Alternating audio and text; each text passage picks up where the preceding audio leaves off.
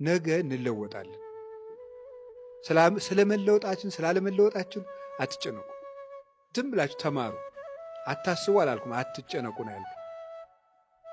ተማሩ። ስትማሩ ቆይታችሁ መሄዳችሁ አሁን ኃጢአት ስትሰሩ ትችላላችሁ። ቢቻል አትስሩ፣ አንስራ።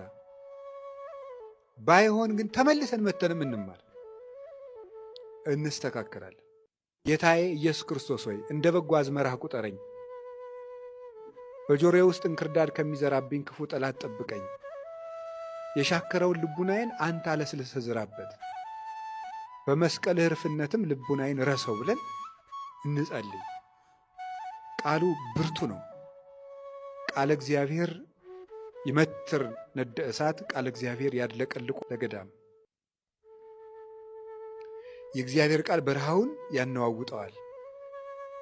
የእግዚአብሔር ቃል የእሳቱን ነበልባል ይቆርጣል ስለሚል